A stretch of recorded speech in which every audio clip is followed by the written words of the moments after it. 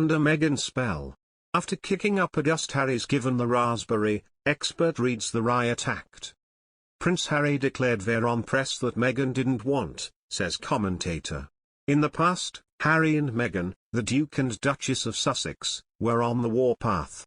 They had instructed lawyers in 2 separate legal actions. They have announced they are going to stand up to newspapers' bullying behavior which scares and silences people. They have condemned a British tabloid press that wages campaigns against individuals with no thought to the consequences. One of those individuals being Meghan, who the couple said was being attacked with relentless propaganda, on a daily and sometimes hourly basis. Prince Harry has tried to ignore the deal between the royal family and the media, says commentator Gus Carter. Break it, he warns, and you break the monarchy. Prince Harry and Meghan Markle's withdrawal from royal duties, and the resulting friction between the media and the Duke and Duchess of Sussex, has been largely blamed on the former Suits actress's failure to understand the rules of royal life. But, says Gus Carter, comment editor of the UK's longest established weekly magazine The Spectator, it's really Harry that's to blame.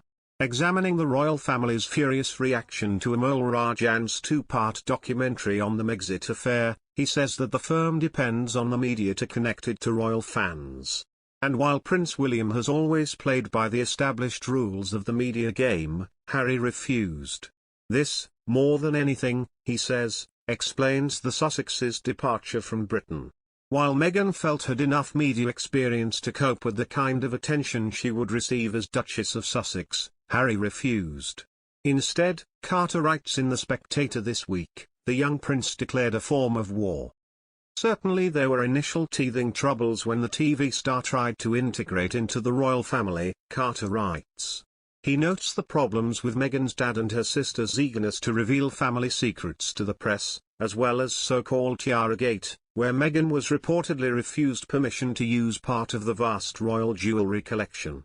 But, he says, it's clear that Harry is the one who disrupted that seemingly ancient dance between journalists and family.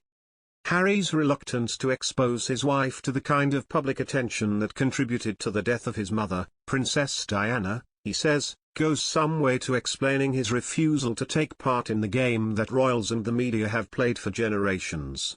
Harry knows what's expected of a royal, Carter says, and yet he chose to ignore those unspoken rules of engagement.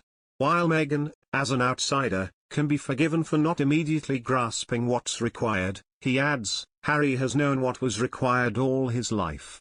To be born into the firm, Carter stresses, means a different level of understanding. The deal between the royal family and the media may be unspoken, Carter says, but it's necessary. Break it, and you break the monarchy, he warns. News cited royal insiders saying a fragile Harry was not in great shape, not well, declaring war on everyone, crying in public. These are not the actions of a well-balanced man.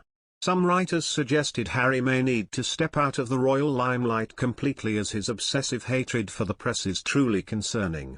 The press are worried because the Sussexes have crossed a line, says Brian Cathcart, former journalist, Professor of Journalism at Kingston University London and a founder of the Hacked Off campaign.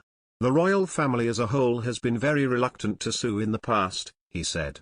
So by and large the papers consider the royals to be fair game.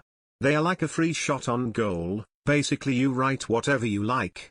Harry has a nice and comfortable life, a reporter wrote. He isn't chased and he isn't hounded. Meghan isn't bullied by the press, unless you count legitimate criticism of her endless hypocrisy and a few articles about their petty refusal to reveal the name of, say, their new dog. She isn't a victim to powerful forces, whatever they are.